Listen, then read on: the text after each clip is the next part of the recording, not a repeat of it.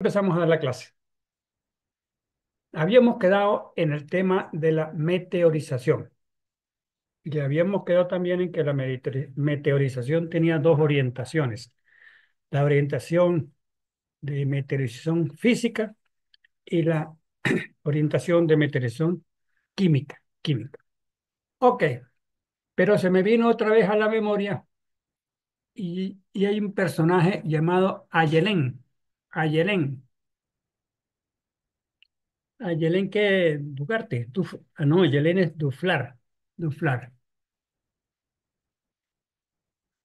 ¿Por qué ocurrió el terremoto de Birmania, Ayelén?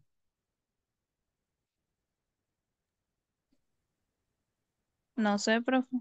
No. Porque Sí vi, estaban pero borrachos. no. Porque estaban borrachos. No, claro, por el movimiento de las placas tectónicas, pero Tiene que ver con la falla. ¿cuál falla? La falla tuya que no contestas. No, sino la de las placas tectónicas. O sea, La falla de las placas tectónicas. Ese es el origen de ese terremoto, para que sepan. Bien, les voy a dar una indicación, por eso está de moda. Ya, no ha habido, ya van cerca de 2000 muertos. Échale pluma para que vea lo fuerte que es la naturaleza. Lo fuerte. Hay una placa tectónica que coincide con el país la India y un poquito más, o sea que agarra también corteza por debajo del océano que está al este y al oeste de la India.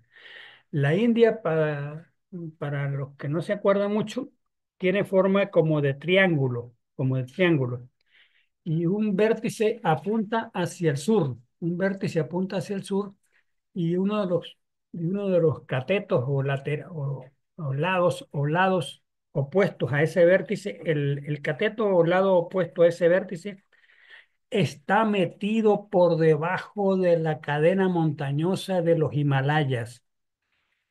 Esa es zona de convergencia de placas, convergencia de placas.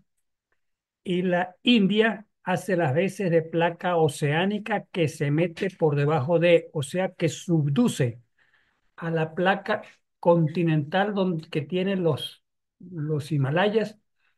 Fíjense que donde quiera que hay convergencia de placas hay cadena montañosa. Aquí en Sudamérica son los Andes, allá son los Himalayas, que son las mayores del mundo. ¿Y por qué son las más altas del mundo? Porque la placa que subduce, que es la India, es muy grande y poderosa. Y como es muy grande y poderosa, ejerce mucha fuerza y logra arrugar la corteza de la placa que le queda vecina al norte, que es la euroasiática, que es muy grande también.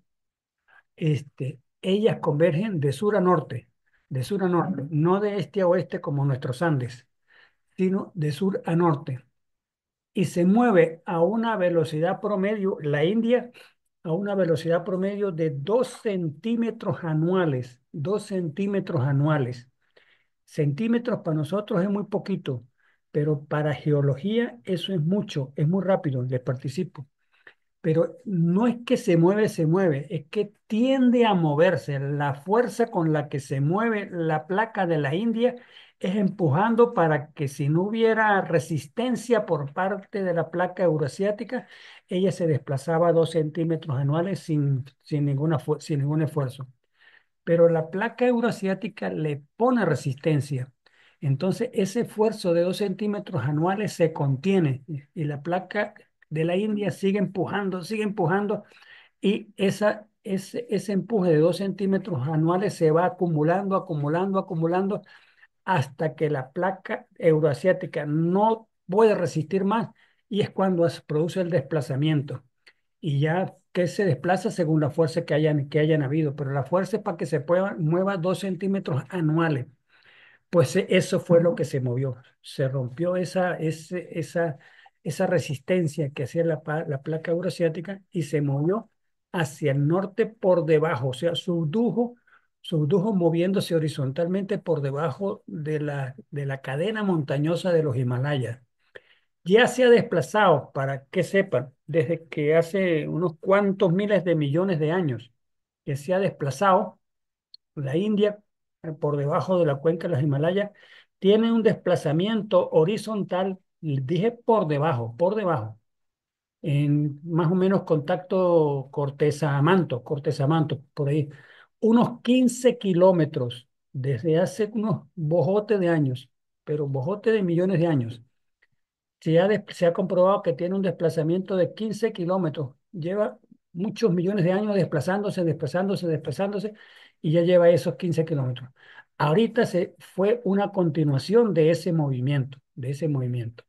Ahora bien, y en el límite este de esa placa de la India, en el límite este, ella hace contacto con otra placa, creo que llaman la placa de Birmania, la placa de Birmania.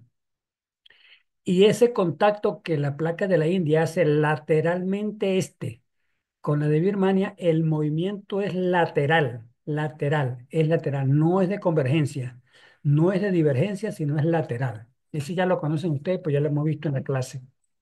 Y en ese movimiento lateral que el contacto es de falla, la falla de Siamar, la llaman, falla de Siamar.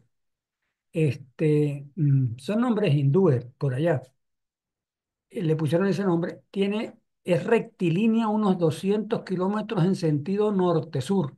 Y es el límite este de la placa de la India con esa placa de Birmania.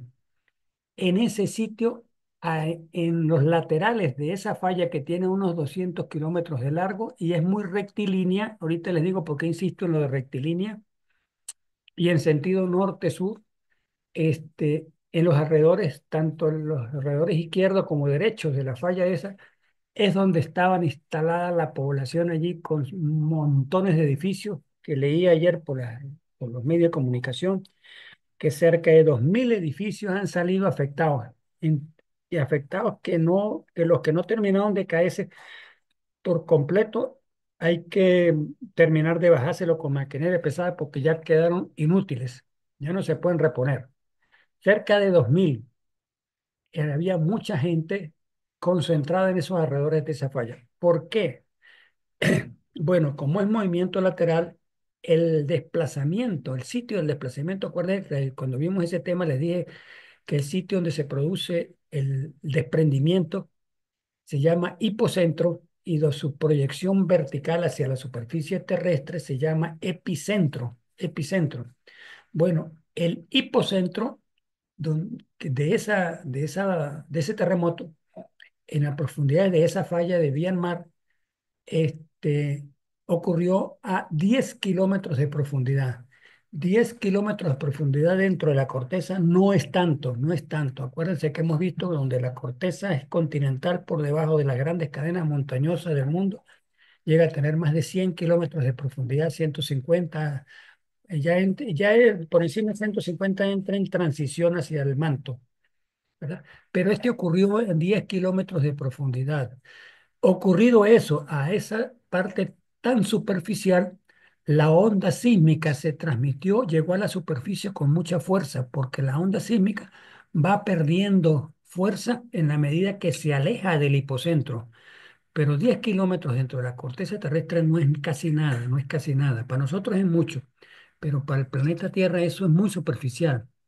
Y las ondas sísmicas llegaron a la superficie muy fuertes, muy fuertes, y fue de 7.7, que hay que verle la cara al muerto, yo. Hay que verle la cara al muerto para resistir un sismo de 7.7, de lo fuerte que es. Y llegaron las ondas sísmicas, la P, la S, esa que vimos en los temas, llegaron muy superficiales. Eso por un lado.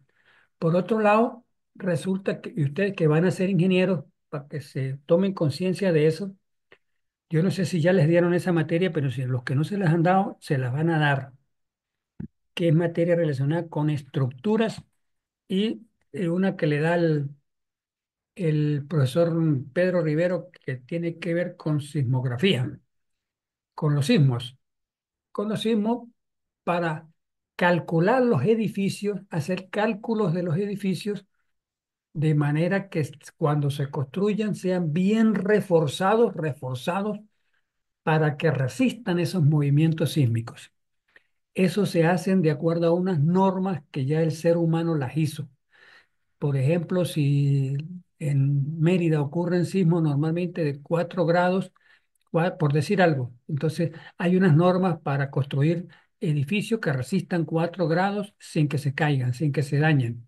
Y así, normas para 5 grados, normas para 6 grados, normas para 7 grados.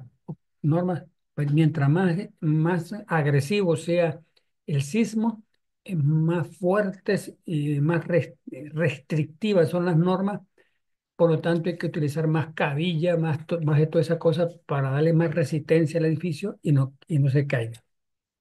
Se demostró que esos edificios que se cayeron casi 2000 no estaban adaptados a ninguna norma de sismo resistencia, o sea, resistencia a los sismos.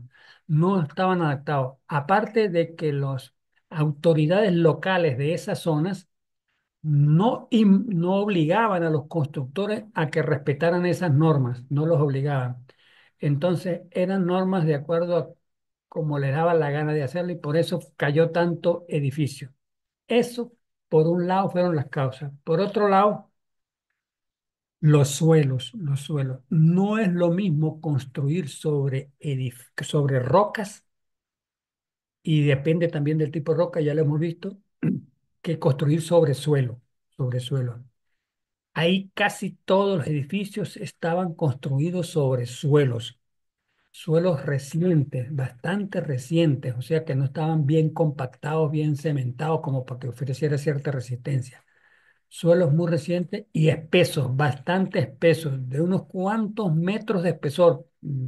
Ahí están empezando a decir que había más de 10 metros de espesor de puro suelo. Y que entonces cuando es puro suelo suelto, también hay normas que obligan a que metan pilotes, o sea, columnas que entierran en el suelo para darle más resistencia a la base de los edificios, que muy poco edificio de eso tenía esos diseños. O sea, piratearon la construcción de edificios, para hablarlo en criollo, y por eso hubo tantos muertos que ya están rondando los 2000 muertos, para que sepa. Quería hacerme una pregunta, Ayelén.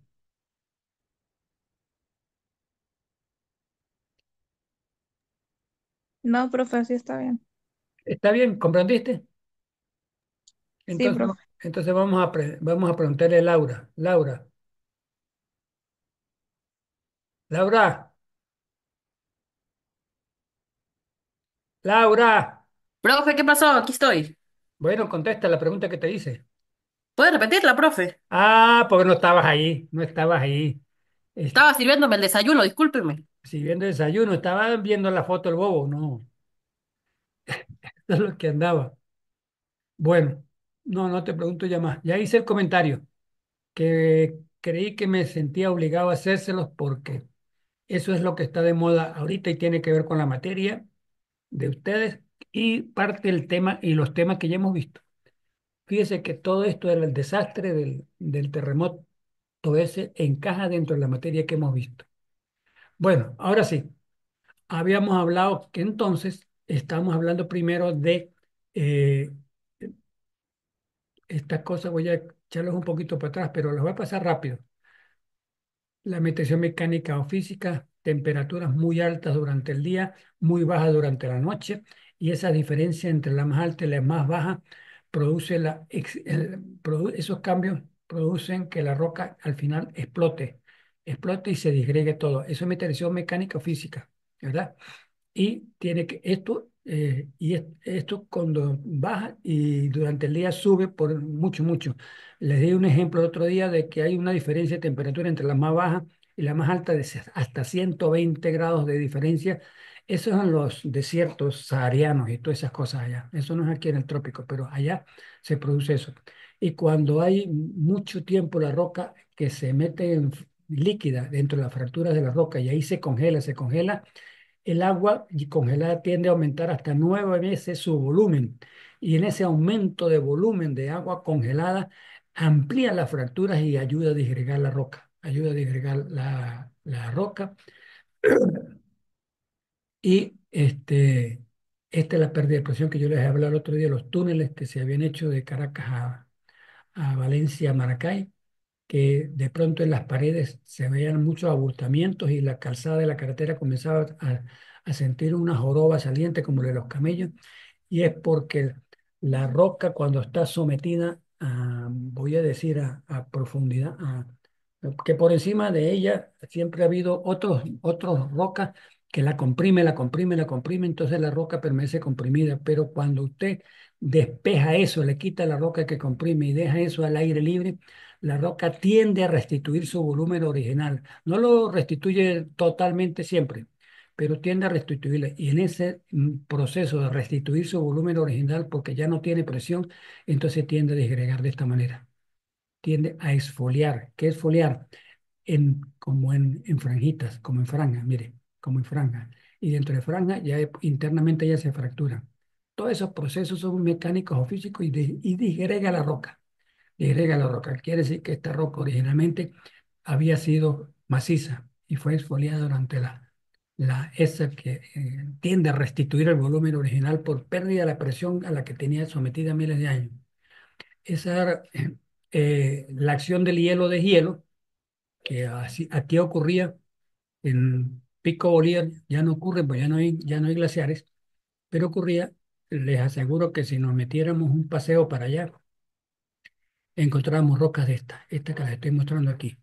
Esto eran rocas de estas que estaban aquí, y el hielo cuando estuvo presente, que llegó hasta esta altura, todo este espesor de hielo hubo en un momento dado, se llenó por unos cuantos miles de años, y entonces en el fondo ese hielo, en la medida que se movía vertiente abajo, así como lo estoy señalando, trituraba la roca que hacía roce en el fondo, y la roca terminaba así, así. Entonces, eso es también meteorización mecánica o física debido a la acción del hielo, acción del hielo. Esta es una vista en el terreno. Aquí, aquí ya es parte de la acción del hielo que está y tiende a fracturarla, tiende a fracturarla, tiende a fracturarla. ¿Ok? Aquí está, el agua se mete por aquí, se congela y empieza a ampliarse, ampliarse, ampliarse hasta que al final esta parte queda desprendida por acá. Eso es acción mecánica o física por parte del hielo. Y mucha de esa acción del hielo queda así, mire. Originalmente fue un resto de roca completo, así, íntegro y medio comido digregado.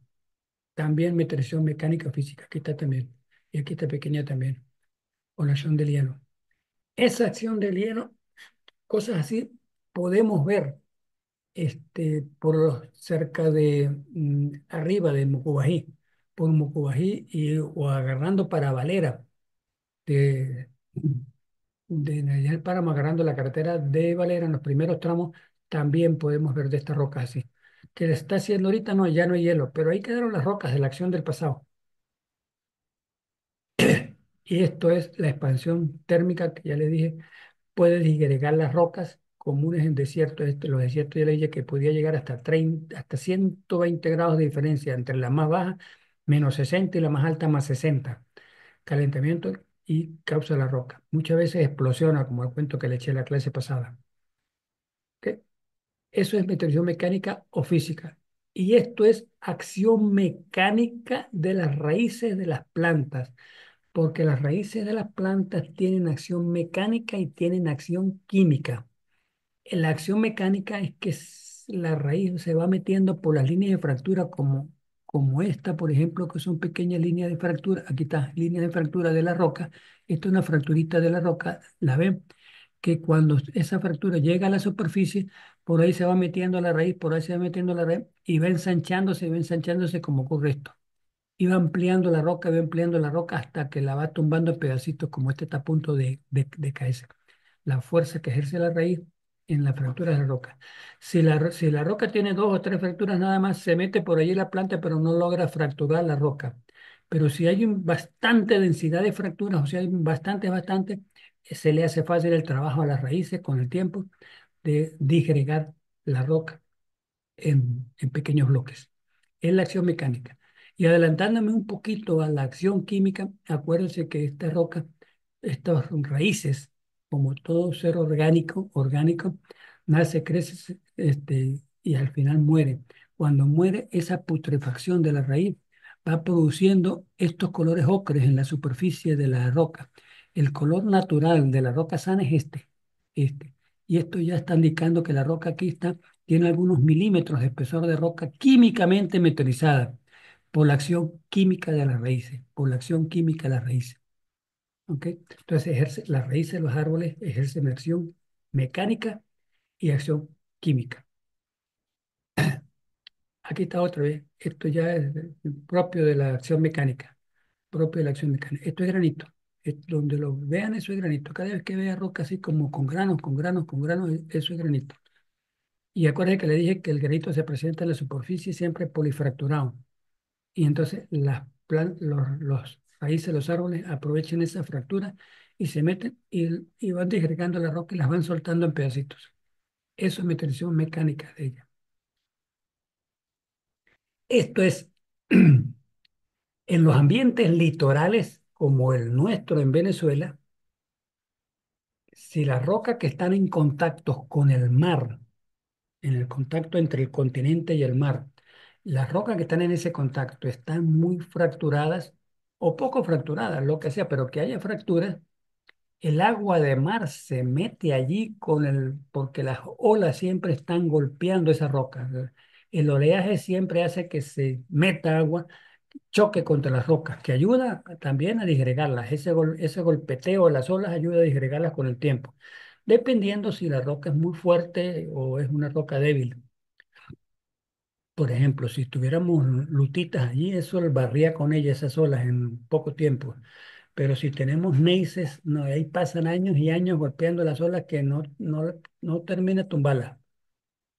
Bien, pero si se mete esa agua en las fracturas de las rocas como esta que estamos aquí, mire, como esta que estamos viendo aquí, son fracturas, entonces el agua queda allí. Pero como es agua salina, como es agua cargada de sal, los cristales de sal empiezan a crecer dentro, los cristales de sal contenidos en esa agua que se metió por esas grietas, comienzan a crecer los cristales y en la medida que van creciendo van ejerciendo presión para disgregar, para soltar este pedazo con respecto a este. Ya no se sostiene, ya no más está pegado a este, sino que lo va soltando, lo va soltando y lo va soltando.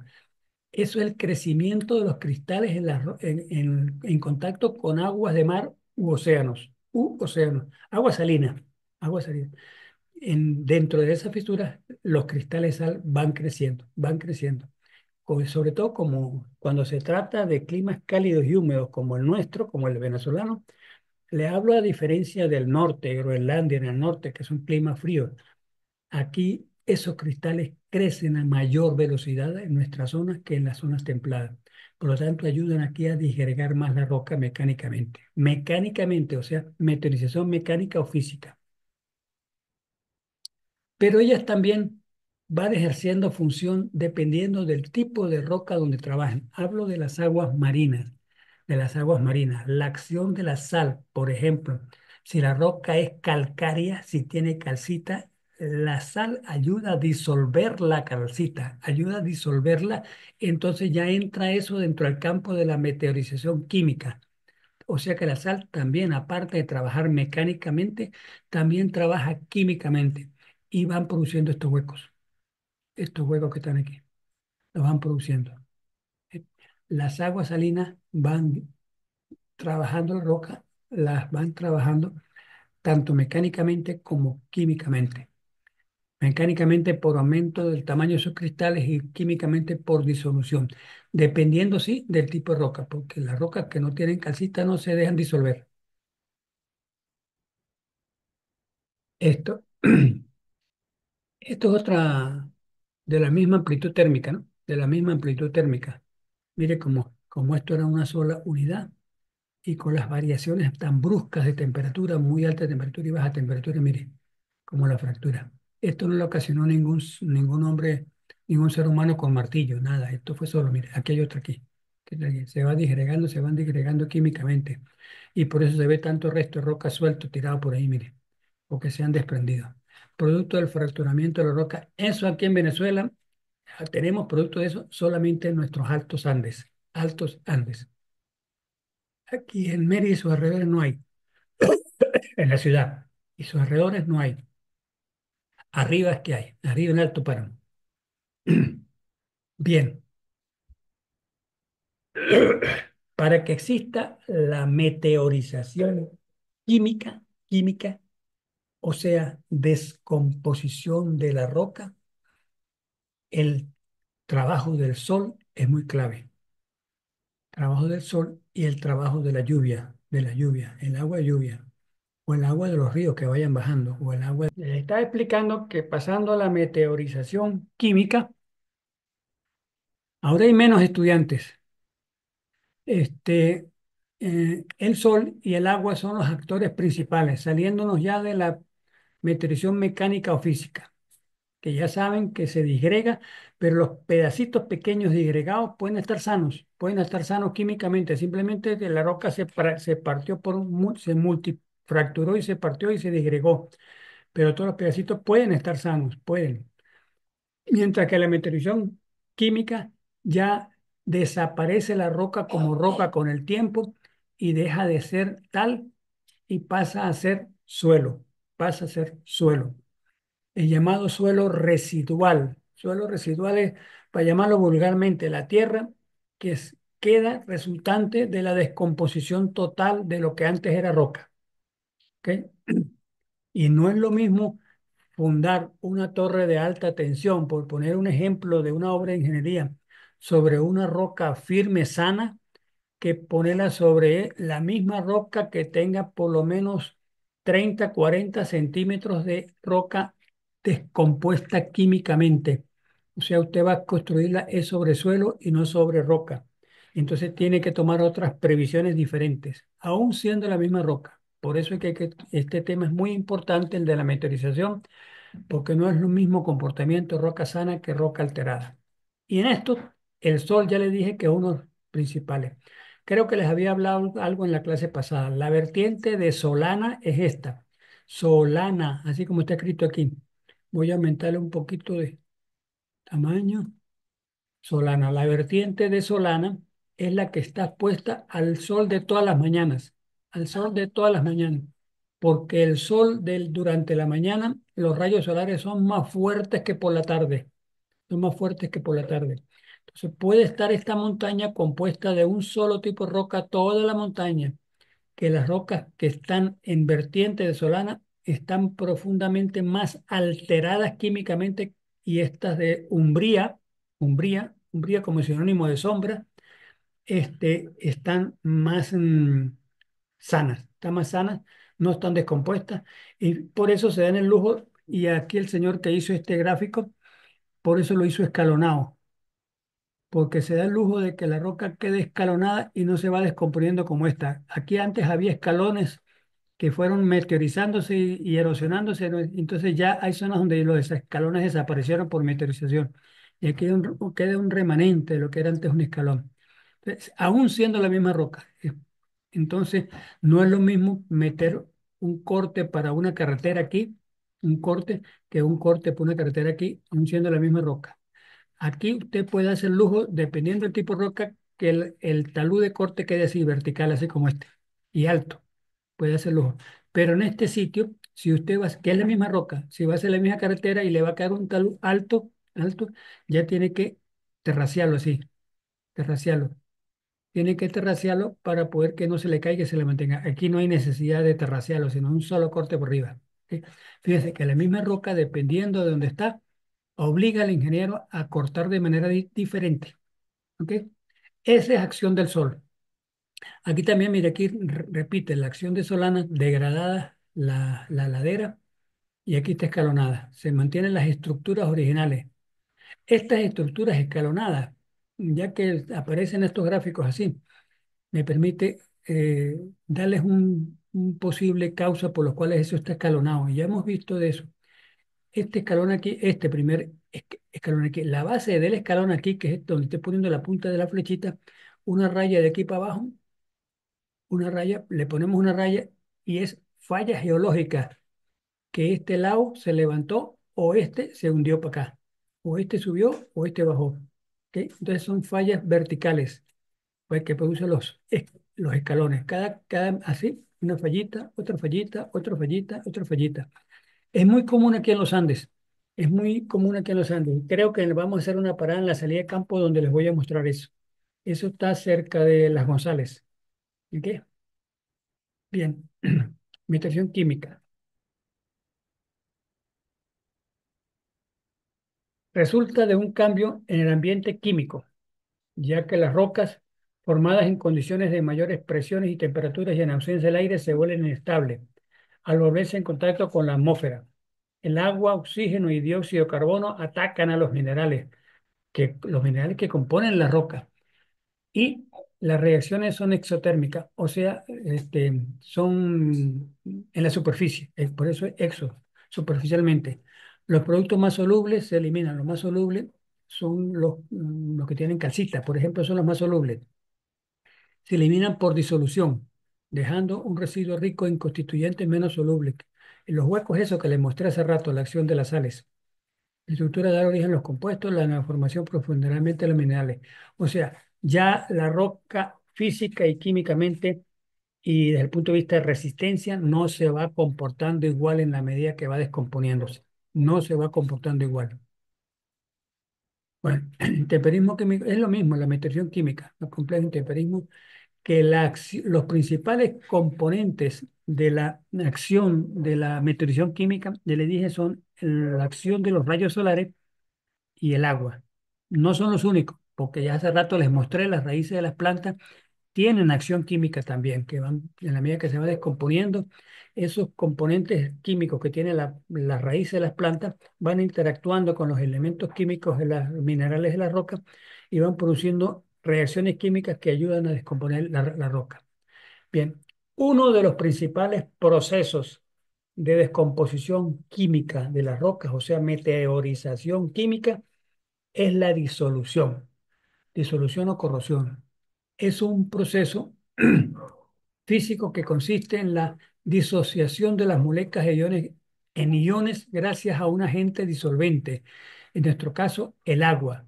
El proceso no implica ninguna transformación en la composición química del material disuelto. No se transforma, sino simplemente se disuelve. Una vez disueltos, los materiales se precipitan y al desaparecer el agente disolvente, o sea, el agente disolvente es el agua que se evapora. Como se evapora, se pierde, entonces el material precipitado allí queda, allí queda. Entonces lo que era una roca pasa a ser un sedimento de origen de disolución. Agente disolvente. Frecuentemente esta precipitación se hace en el mismo lugar de la disolución. La eficacia de la disolución depende de la naturaleza de la roca. Ya le dije que las rocas más comunes, las más comunes, son estas señoras, estas calizas. Aquí se las nombra. Aquí le va diciendo todo eso. Podemos diferenciar dos tipos de solución propiamente dicha que afectan a las evaporitas. Les había explicado qué eran las evaporitas cuando le vi el tema de los minerales. ¿Oyeron? Y la disolución cárstica. Cárstica, voy a decirle qué es eso. En las rocas calizas, cuando va aumentando la disolución, en la medida que va aumentando la disolución, va cambiándole la forma a las rocas y pasan los años y más cambia la forma de las rocas y más cambia la forma de las rocas.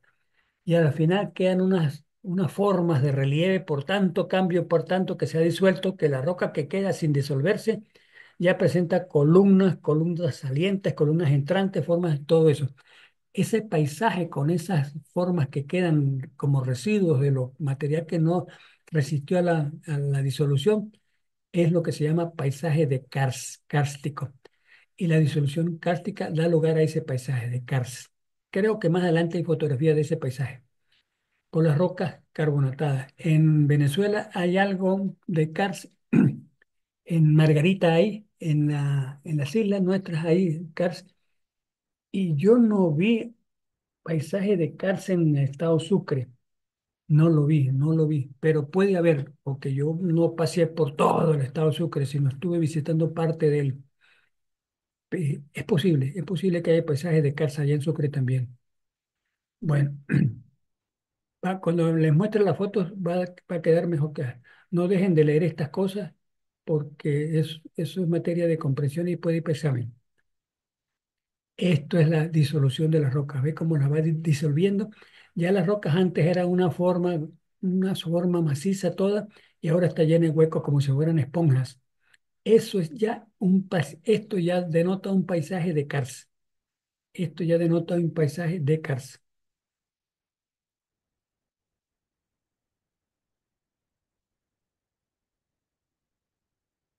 Ahí lo vemos mejor definido. Ve cómo por disolución va formando esos huecos y ya pierde la forma original la roca. Y esa es una tendencia al paisaje de karst. ¿Ok? Eso también, por disolución de la roca, mire cómo van quedando. Originalmente era así, la roca era así.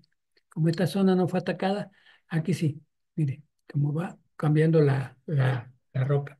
Y esto que era parte del volumen de la roca pasó a ser material disuelto y él decantó, o sea, por gravedad cayó y se depositó en zonas más bajas que puede ser esta o más baja todavía, porque la calcita no desaparece, simplemente se disuelve como un polvo, queda como un polvo y se va depositando y se va depositando, ¿ok? Y así se va descomponiendo la roca. O sea, usted no puede instalar una, aunque sea unas aceras, es una obra de las más sencillitas de ingeniería que se hacen aunque sea unas aceras sobre este tipo de rocas, en ambiente litoral donde la sal ataca y disuelve la calcita componente de la roca caliza. La va disolviendo porque se va deformando y de pronto la acera se empieza a parecerle grietas y se fractura porque pierde la base de sustentación. ¿Ok? Esto es cuando ya está muy avanzado, que se muestran muchas columnas, así como esta, mucha tendencia a la columna. Este paisaje kárstico ya muy avanzado se llama Badlands. Badlands es un nombre inglés compuesto de bad, malas, y lands, tierras. Es un paisaje de tierras malas. Esto es roca calcárea, ya, que están, y roca calcárea, lo blanquecino, y carbón, lo más negruzco. Ambos son sujetos a disolución. La roca carbonatada y la roca calcárea, o las mixtas como esta, están sujetas a disolución, se van degradando, se van degradando. Esto es acción química. Esto no es mecánica.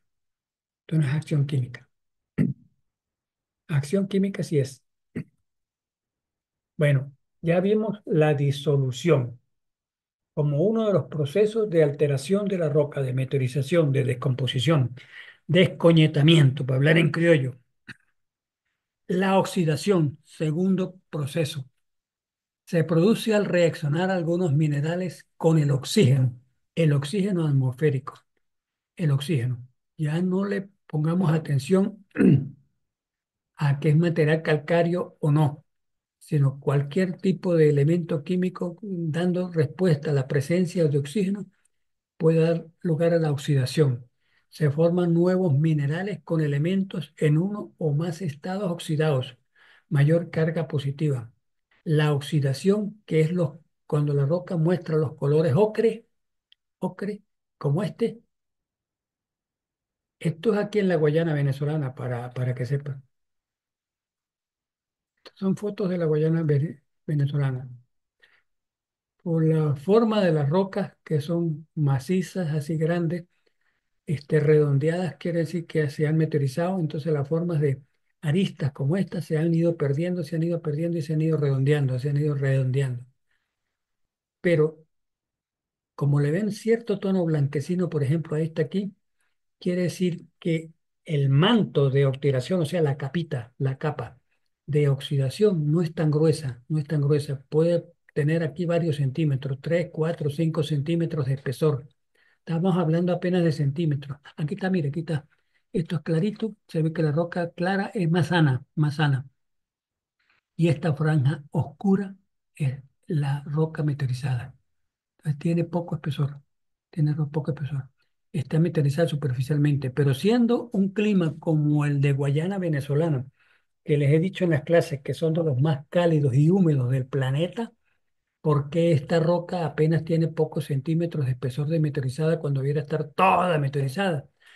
Porque esta roca, señores, es de alto grado de metamorfismo, dura, dura, Yo le veo, tengo la impresión que esto es un gneiss granítico de alto grado de metamorfismo que como está apretada su red atómica no deja entrar el agua, así caiga mucha agua, porque ahí en esa zona cae bastante agua, no deja entrar mucha agua y no se deja meteorizar químicamente a profundidad. Lo que quiere decir que esta roca, allí donde las ven ustedes hechas las pendejitas, pueden ser utilizadas en ingeniería. Pueden ser utilizadas en ingeniería porque me está demostrando que apenas unos centímetros, como este, es lo que está alterada. Por dentro, todo el cuerpo de la roca está sano. Porque por ser el tipo de roca, porque si hubiera otro tipo de roca aquí, como una pizarra, por ejemplo, una filita, cosas de esas así, o una lutita, este, todo el cuerpo de la roca estuviera alterado y podrido. Y usted se sentara encima y se cayera porque se le disgregaba toda la roca con el peso de su cuerpo. ¿Ok? Y una de las pruebas que estas son rocas muy duras, que cuando meteorizan no da lugar a suelo, porque cuando hay suelo es cuando crecen los árboles, porque los árboles tienen donde meter su desarrollo de sus raíces a profundidad, porque un árbol desarrolla sus raíces en suelo. En suelo, si es roca que no tenga fracturas, no tiene donde desarrollar raíces, por lo tanto no da árboles. Aquí no hay árboles. Quiere decir que confirma que esta roca es de alto grado de metamorfismo, que dio lugar a muy poco espesor de suelo, por lo tanto no pueden desarrollarse sino este tipo de vegetación, gramínea. ¿Ok? Bueno, aquí se ve, miren, lo más oscuro aquí y lo más claro aquí. Se ve que es una capa superficial, que la más oscura aquí, que es como la morada, que se puede sacar, se puede quitar para trabajar, fundar sobre ella, por ejemplo, una torre de alta tensión, por decir algo, y ponemos a que una maquinita escarbe aquí y saque esta capita superficial y deje todo el descubierto y sobre ella funde la torre de alta tensión. Por favor, no veo que me interrumpan, no me doy cuenta que me interrumpan, los quiero ver bien preguntones porque así salen de las dudas y las dudas que pueden aparecer el día del examen. Y el día del examen si no tengo respuesta, ya lo saben, cuando me han hecho preguntas de que le responda la pregunta, no sé, yo no les contesto nada, pero hoy sí estoy a la orden. Bueno. Entonces, la alteración es como la descomposición o meteorización de la roca. La putrefacción, pues, es un proceso químico que consiste en la transformación total. La roca se transforma o pues, puede ser parcial. Esa imagen que les mostré ahorita, esta es transformación parcial, porque le dije que son pocas superficies la que está alterada. O puede ser total. Todo el cuerpo de la roca se altera y no se le ocurre fundar ninguna obra de ingeniería allí, ¿verdad? Este, total o parcial de las moléculas o iones gracias a un agente disolvente, en nuestro caso el agua y el aire, el aire. Y el aire, no el aire frío solamente, porque el aire frío no ayuda de disolución química. Aire caliente, y esas zonas de Guayana venezolana es aire caliente. Este proceso implica una transformación en la composición química del material disuelto, por lo que encontramos minerales de neoformación, o sea, nuevos tipos de minerales que tienden a formarse con los procesos de descomposición. Puede alcanzar profundidades notables hasta 30 metros. Usted va a fundar, por ejemplo, y esto de 30 metros se quedó pendejo allá en nuestra Guayana, ya les voy a decir, usted va a fundar una pequeña represita sobre una roca que tenga 30 metros de roca alterada. Está loco, enfermo y sudado porque solamente el peso del cemento de la represa repercute sobre la roca totalmente alterada y todo eso se disuelve y pasa a ser tierra y todo eso se cae. Alteración profunda en lo que aparecen los regolitas. Ya apareció la palabra regolita. Yo lo, yo lo digo de manera femenina, no regolitos, sino regolitas. ¿Por qué lo digo femenina? Ah, porque las regolitas joden mucho. Son igual que las mujeres. Entonces, echando vaina, echando vaina. ¿Qué son las regolitas? Esa roca, cuando ya está totalmente descompuesta, voy a poner un ejemplo. Voy a poner un esquisto que es de roca de alto grado de metamorfismo, pero de origen arcilloso, esa que se metamorfizaron en la catazona y da las rocas de origen arcilloso más fuertes porque es metamorfizada en catasona, pero al fin y al cabo es de origen arcilloso y la arcilla descompone más rápido que otros minerales.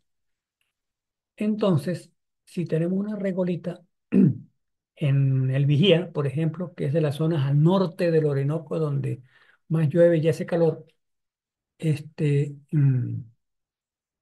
ese esquisto pasa a ser, se va alterando poco a poco, poco a poco, poco a poco, y voy a inventar, llega a tener 1 metro de espesor de roca alterada con el tiempo, y de ese metro para abajo ya empieza la roca en transición, medio alterada, medio sana, y mientras más abajo va, llega un momento en que le encuentra la roca sana, la roca sana.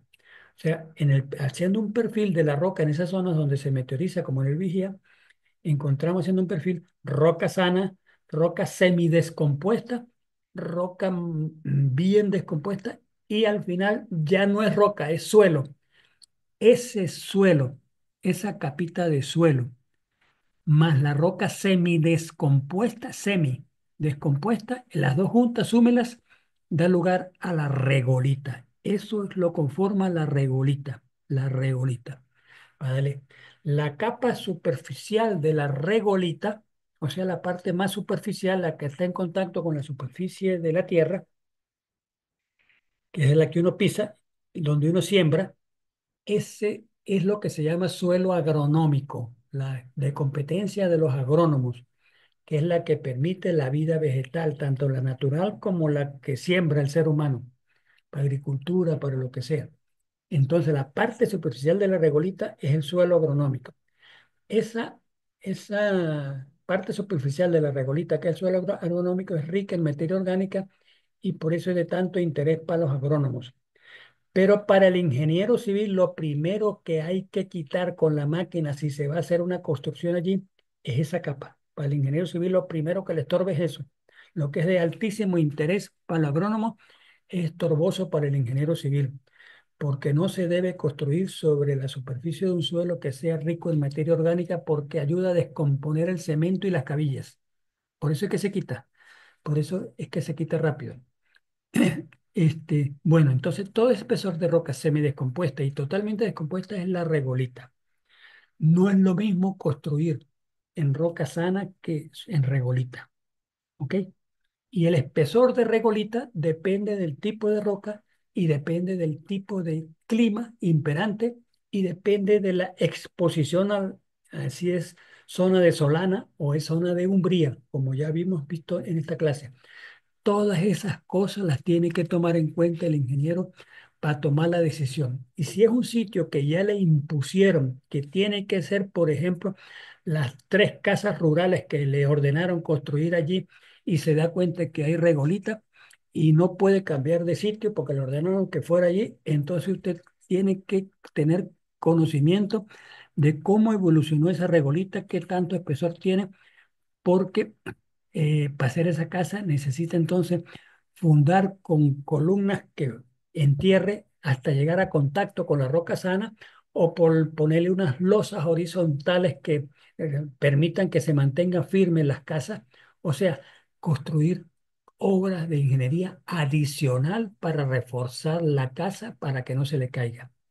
Mientras que si estuviera construyendo directamente en la roca sana, esa obra de ingeniería adicional no tendría necesidad de instalarla y no le salía tan cara la obra. No sé si me estoy explicando. ¿Qué dice Bautista? Bautista, ¿me estás escuchando? Sí, señor, sí lo escucho. Sí, pero no me hacen preguntas, caracho. No, pues estoy atento a lo de la obra de civiles porque Sí, sí. algo que no sabía, la verdad. Bueno, por eso es lo que los quiero bien preguntones. Es que a mí no me molesta que me pregunten, más bien los quiero bien preguntones, porque más me contento yo que el día de mañana, cuando sean ingenieros, tomen en cuenta estas cosas, no se les caigan las obras y no caigan ustedes de mala fama.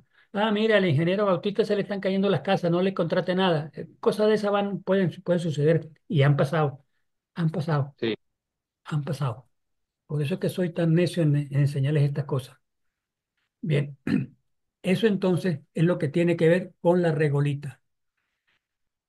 Eso no se la van a decir los libros, se lo estoy diciendo yo porque es mi experiencia personal y la de todos los ingenieros con los que yo he trabajado toda mi vida. Siempre se ha trabajado eso. Puede alcanzar Por ejemplo, si tiene que meter un talud de corte en regolita, que eso es inestable, tiene entonces que hacer escalones a ese talud de corte, no hacerlo uno uniforme así, ¡cha! Un solo corte corrido así, sino tiene que tener escalones para que eso ayuda a que no se le bajen. Si estuviera esa roca, no tuviera regolita, si no estuviera sana, un solo perfil, sin escalones. Siendo la misma roca, una sana, otra alterada. Todas esas decisiones que tiene que tomar. Bueno, la oxidación ya la habíamos visto. El proceso de oxidación se produce en contacto con el aire y la roca, cuya descomposición en terminales. La oxidación es muy común en todo tipo de roca. La disolución no es común en todos los tipos de rocas, sino en las rocas carbonatadas, rocas calcáreas y algunos otros minerales que pueden disolverse, pero son muy escasos. Pero la oxidación sí es genérica. La oxidación puede ocurrir en todas. Más espesor de oxidación, menos espesor de oxidación, depende del tipo de clima, depende del tipo de roca. Por eso hay que conocerlo. Por eso es que soy fastidioso dándoles esta materia. Este, por favorcito, no se los olvide, si alguien va para la hechicera del decanato, el 10 de mayo, ya vi la fecha, 10 de mayo es la salida de campo, cada día sábado, que si por favor, de mi parte, que yo cuando pueda subo allá a la hechicera y los confirmo, y si les tengo que firmar algo a ellos allá en la hechicera, yo se lo firmo, pero que mientras tanto, por favor, vayan apartándome el día 10 de mayo para la salida de campo con ustedes. Y si les dice a la secretaria que están allá, con la cualquiera con la que hable, dice, si quieren, este es el número del teléfono del profesor Carrero para que lo llamen si quieren confirmar. Y los autorizo a que le den mi número a la secretaria ya. Llámalo para que vea que no es mentira. ¿Sí? En el momento que yo, en la medida que pueda, cuando nomás pueda, yo voy para allá y me hago responsable personalmente de solicitar el vehículo. Háganme ese favorcito ustedes, por favor. Que les ayude a ustedes, porque si nos dan vehículos sale mucho más barato todo. ¿Ok? ¿Está bien? Está bien, Sai, Bautista, Ok, profe, listo. te lo Perfecto. agradezco, se los agradezco. Meterización de los silicatos.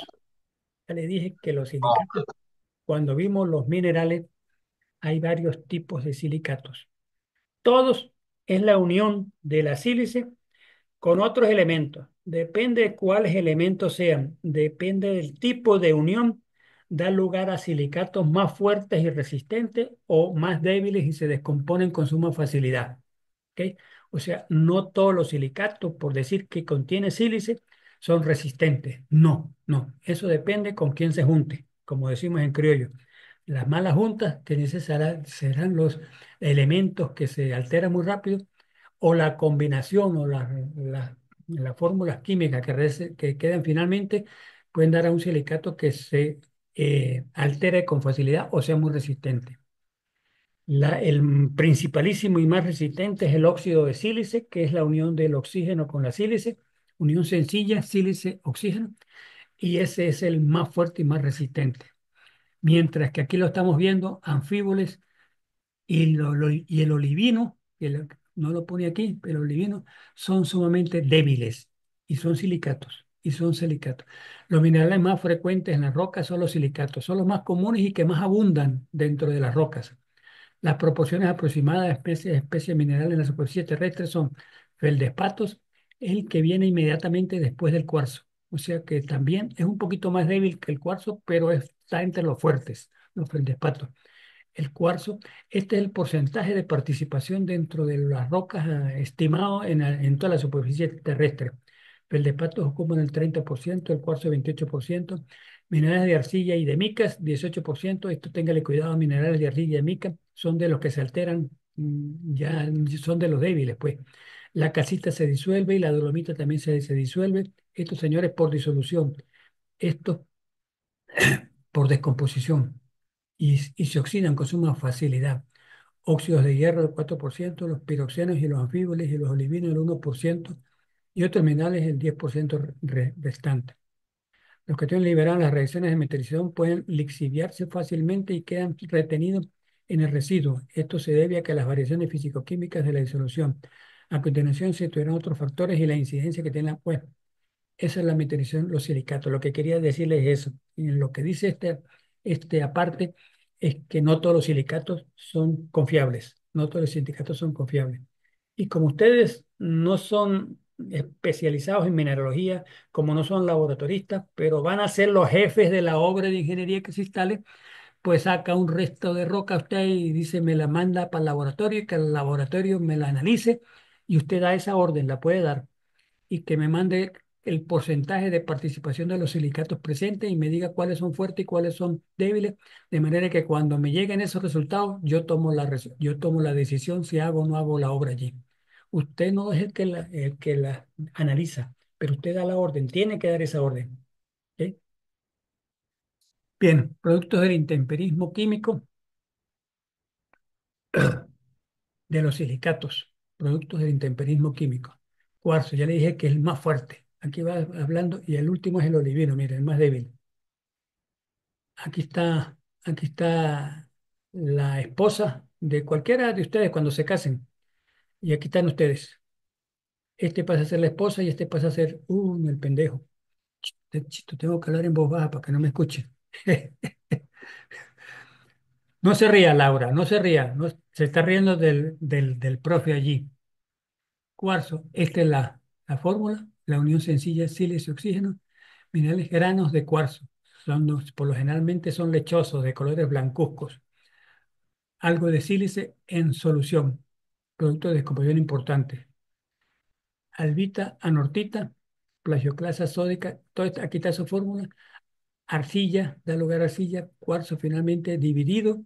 Bueno, va desde lo más fuerte, lo más débil, a lo más débil, a lo más débil. Esta tabla la debieran conservar ustedes para su uso profesional, porque ya les va dando, cuando le llegan los resultados del laboratorio, que usted manda la roca para el laboratorio y le llega, con lo que pueden comparar con esta tabla. Y dice, ay, no, no, yo no me meto aquí ni por carajo.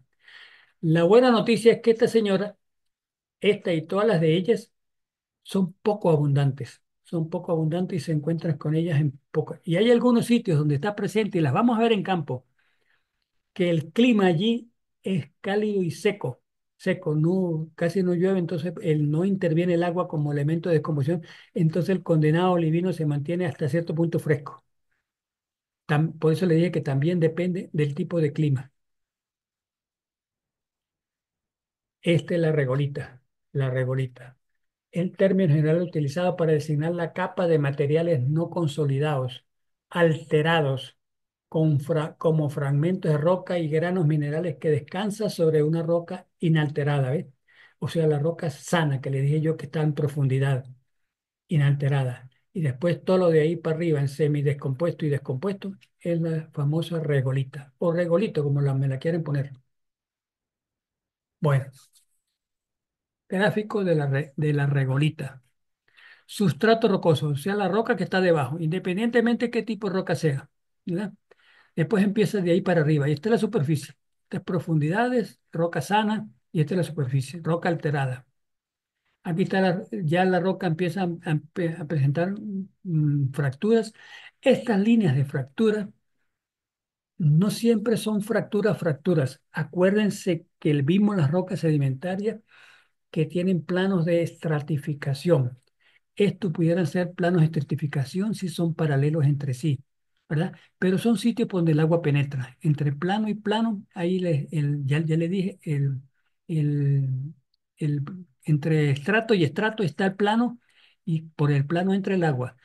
Esos son de los sitios por donde entra el agua, pero pueden ser fracturas también, como pueden ser planos de foliación si se trata de rocas metamórficas. Esto, siempre que sean paralelas así, tiende a ser estructuras propias de plano de foliación o de estratificación. Y si son de diferentes direcciones, ya son fracturas, son fracturas. Entonces aquí ilustra esto como si fueran de todo tipo de estructuras, foliación, estratificación y fracturas. Entonces hay una zona de la roca yendo a la superficie donde la roca está fracturada, tiene esos tipos de estructuras presentes y el agua penetra por ahí. Entonces el agua llega a penetrar hasta esta profundidad. Por eso que a partir de abajo, para acá para abajo es sana, porque no tiene uniones por donde pueda entrar el agua a trabajar, por eso se mantiene sana. Y a partir de aquí entra sana. Entonces aquí la roca empieza a estar semialterada, semialterada, Y cuando ya está bien alterada, da lugar a esta capa amarilla punteada aquí, que es la regolita, que es el suelo. Suelo residual se llama, porque no es lo mismo suelo residual, que es el que queda allí, producto de la roca, que en el sitio se descompuso y quedó ese suelo allí, como el resto de que lo que era roca antes y ahora es suelo, pero está en el mismo sitio donde antes era roca, por eso se llama residual. No es lo mismo residual, suelo residual, que suelo transportado como que está en abanico, que está en un abanico aquí. Porque eso, el suelo residual, como ya es suelo, tierra, por decir en el lenguaje criollo, a través del surco, cuando llueve, lo va erosionando, lo va erosionando, lo va transportando para abajo por la pendiente, lo va transportando, y cuando llega abajo, se explaya, se sedimenta de manera explayada y da lugar a esto. Como sufrió transporte, fue arrancado de su sitio original y si fue transportado por otro lado, es lo que se llama suelo transportado y suelo residual. Les digo esto porque en ingeniería no tiene igual comportamiento el suelo residual que el suelo transportado, ¿verdad? Para darles un ejemplo, este ya no es roca resistente, pero como es residual, así esté totalmente descompuesto todos los granos minerales, están en el orden en que se mantenían en la roca, están ordenados. Mientras como cuando se es arrancado y se transporta, aquí se depositan de manera desordenada. Y depositándose de manera desordenada, dejan espacios vacíos por donde el agua penetra fácilmente. Esos espacios vacíos no lo hay en suelo residual, lo hay en los suelos transportados. Por eso tienen diferentes comportamientos el trabajar una obra de ingeniería sobre un suelo residual que sobre un suelo transportado. ¿Ok? Y de esto lo vamos a ver en el último tema, que son procesos geomorfológicos. En el último tema de la materia vamos a ver esto porque no es lo mismo construir aquí que construir aquí que construir aquí. Pero esto lo vemos después. Entonces, esto es lo que consiste un perfil de suelo de la regolita, la regolita. ¿Ok? La regolita, si es muy delgada, porque la roca es muy resistente, este, se puede ordenarle al operador de la máquina, sáqueme eso y me deja al descubierto la roca sana, para yo estar seguro y fundar la obra de ingeniería sobre roca sana. Pero si la regolita es muy espesa, entonces sale muy caro en la obra y entonces se funda sobre regolita. Ya sabe, hay que tomar obras de ingeniería adicionales y los taludes que resulten de los cortes tienen que ser escalonados, etcétera. Si van a fundar sobre suelo residual, tiene una forma de construir y sobre suelo firme, otra forma de construir. Suelo firme que es sobre terreno ripe, sí, bastante alterada, y